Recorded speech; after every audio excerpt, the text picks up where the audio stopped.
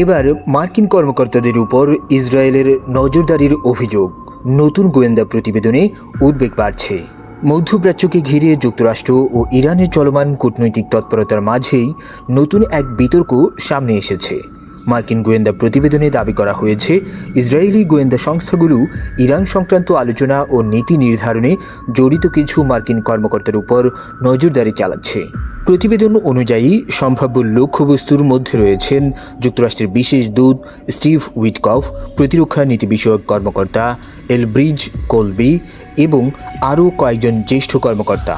মার্কিন কর্মকর্তাদের আশঙ্কা, ইরানকে ঘিরে ট্রাম্প প্রশাসনের অভ্যন্তরীণ আলোচনা, কৌশল এবং সিদ্ধান্ত গ্রহণ প্রক্রিয়া সম্পর্কে তথ্য সংগ্রহের চেষ্টা করা হতে পারে।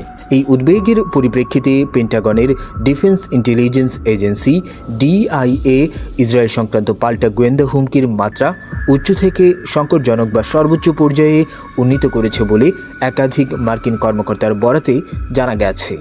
বিশ্লেষকদের মতে, যুক্তরাষ্ট্র ও ইসরায়েল ঘনিষ্ঠ মিত্র হলেও ইরান ইস্যুতে দুই দেশের কৌশলগত দৃষ্টিভঙ্গির মধ্যে পার্থক্য রয়েছে।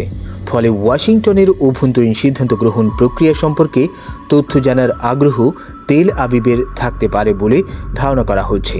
তবে এ বিষয়ে এখনও আনুষ্ঠানিকভাবে কোনো মন্তব্য করেনি ইসরায়েল সরকার। অন্যদিকে মার্কিন প্রশাসনও প্রকাশ্যে বিস্তারিত তথ্য প্রকাশ করেনি।